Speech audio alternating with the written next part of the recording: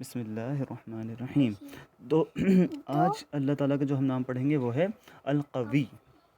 القوی کے مطلب ہے بڑی طاقت والا۔ القوی وہ ہے جو تمام چیزوں پر پوری طاقت اور قوت رکھتا ہے۔ یہ مبارک نام قرآن کریم میں 6 مرتبہ آیا ہے، 6 times۔ ساری طاقت اور قوت اس اللہ تعالیٰ کے لیے جس کا کوئی شریک نہیں، وہ اکیلا ہے، کسی کا محتاج نہیں، اس کے فیصلے کو کوئی ٹال نہیں سکتا، جسے چاہتا ہے عزت دیتا ہے اللہ، اور دنیا میں جسے کوئی طاقت ملی ہے وہ اسی القوی اللہ نے دی ہے، اس کی طاقت کے سامنے کوئی نہیں ٹھہر سکتا۔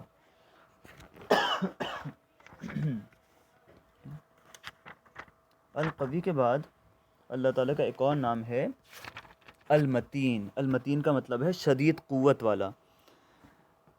المتین وہ ہے جو انتہائی قوت والا ہے، جس کی قوت اس سے کبھی جدا نہیں ہوتی اور نہ اسے کبھی تھکاوٹ ہوتی ہے۔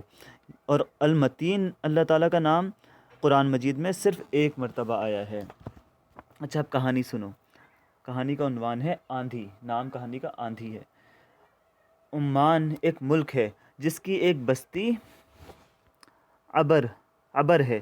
یہ ریگستانی علاقہ ہے جس کے چاروں طرف ریت ہی ریت ہے، اور ایک ہی چشمہ ہے جو اس بات کی طرف نشاندہی کر رہا ہے کہ کسی زمانے میں شاید یہاں کوئی مخلوق تھی، اور وہ تھی قوم عاد، جو حضرت نوح علیہ السلام کی اولاد میں سے تھی۔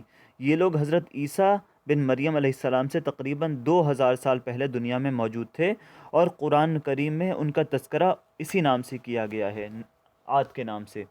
اللہ تعالیٰ نے ان کو بے شمار نعمتوں سے مالا مال کر رکھا تھا۔ ان کے قد تقریباً 18 فیٹ کے تھے۔ 18 فیٹ کتنے ہوتے ہیں؟ 18 فیٹ۔ ہم لوگ کے قد کتنے ہوتے ہیں یوزولی؟ 5 فٹ یا 6 فٹ، 6 فٹ کے اندر ہوتے ہیں۔ 6 فٹ 7 فٹ تو شاید کوئی بھی نہیں ہوتا، 6 فٹ سے تھوڑے سے اوپر لوگ ہو جاتے ہیں، لیکن یوزولی 6 فٹ کے ہوتے ہیں۔ اور یہ لوگ کتنے تھے؟ 18 فٹ کے، یعنی کہ ہمارے سے میرے جیسا ایک اور اس کے اوپر ایک اور، اتنے لمبے تھے، 18 فیٹ۔ ان کی طاقت اس سے بھی زیادہ بڑے، ہاں پھر ایک اور، ہاں اتنے۔ اور ان کی طاقت بھی تم ہوگی میرے خیال سے 3 فیٹ ہوگی۔ ان کی طاقت، ہاں بیٹا 3 ہوگی آلموسٹ، ہاں 3 سے تھوڑا سا زیادہ ہوگی۔ چلو اب لیٹ جاؤ۔ ان کی طاقت عام لوگوں سے زیادہ تھی، یہاں تک کہ یہ پتھروں کو اپنے ہاتھ سے توڑ دیتے تھے۔ جیسے بلاکس ہوتے ہیں نا، جیسے ہم لوگ کے بیک یارڈ میں بلاکس ہیں نا، اس کو ہاتھ سے توڑ سکتی ہو تم؟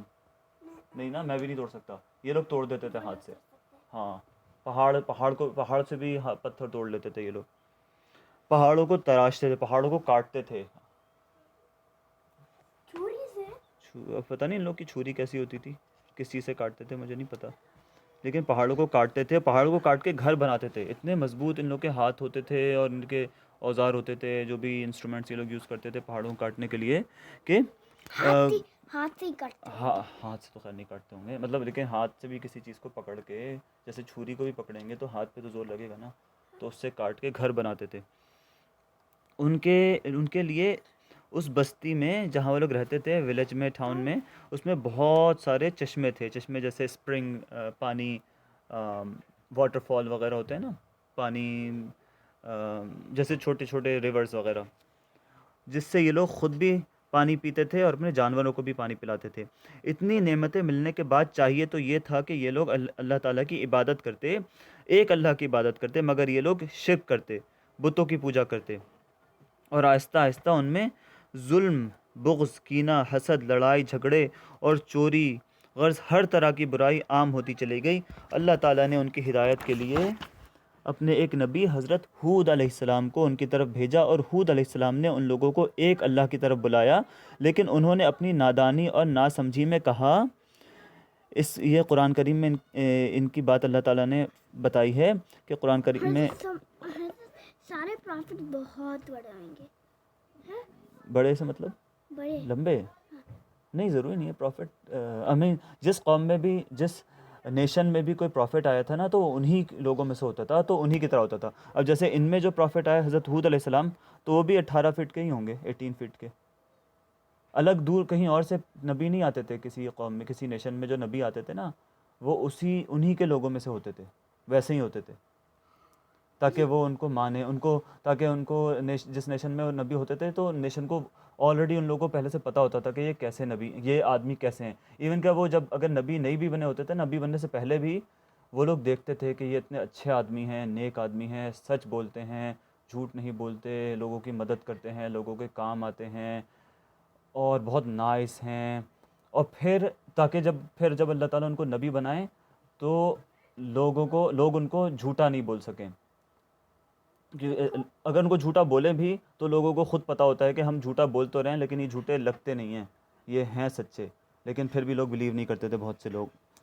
تو اللہ تعالیٰ نے قرآن کریم میں ان کی بات کیا بتائی ہے، اس کا ٹرانسلیشن ہے، کیا تم ہمارے پاس اس لیے آئے ہو؟ تو وہ لوگ، ان کی قوم، حضرت ہود علیہ السلام کے قوم کے لوگ ان کو اس طرح، ہود علیہ السلام کو اس طرح بولتے تھے جیسے اس قرآن میں آیت آئی ہے، کیا تم ہمارے پاس اس لیے آئے ہو کہ ہم تنہا اللہ کی عبادت کریں، اور جن بتوں کی عبادت ہمارے باپ دادا کرتے آئے ہیں انہیں چھوڑ بیٹھیں، ہم سے ہرگز ایسا نہ ہو سکے گا.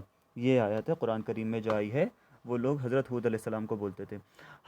تو وہ کیا بولتے تھے کہ تم اس لیے ہمارے پاس آئے ہو کہ تم ہمیں ہماری بتوں کی عبادت سے منع کرو اور ایک اللہ کی عبادت کرنے کہو. ہم ایسا نہیں کر سکتے، ہم اپنے بتوں کو نہیں چھوڑ سکتے. حضرت ہود علیہ السلام نے انہیں بہت سمجھایا مگر وہ لوگ کسی طرح بھی ماننے کے لیے تیار نہ ہوئے. شرک اور کفر بڑھتا چلا گیا، یہاں تک ہوا کہ اللہ کے نبی کا مذاق اڑاتے، یہاں تک ہوا کہ وہ اللہ کے نبی کا مذاق اڑاتے اور کہتے، اچھا اگر تم سچے ہو تو لے آؤ ہمارے سامنے وہ عذاب جس کی ہمیں دھمکی دے رہے ہو.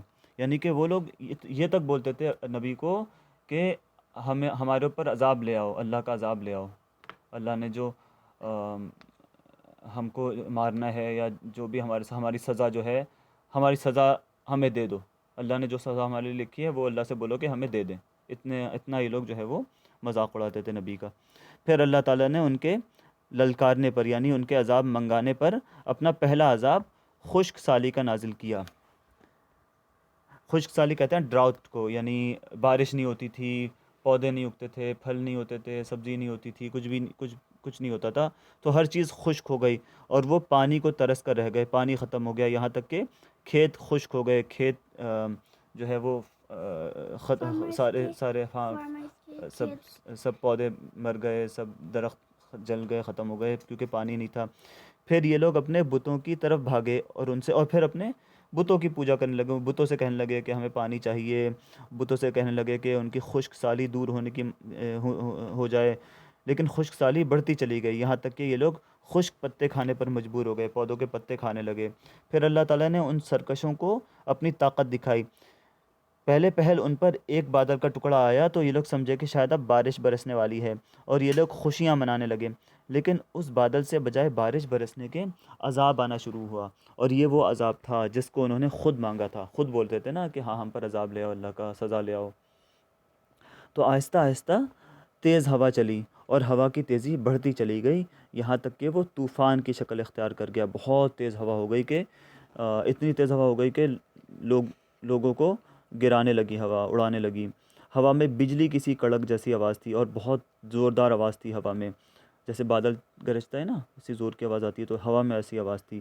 ان کے خیمے، ان کے گھر، ان کے ٹینٹ، ان کے محل کھیسل سب الٹ پلٹ کر رہ گئے، سب ٹوٹ پھوٹ گئے.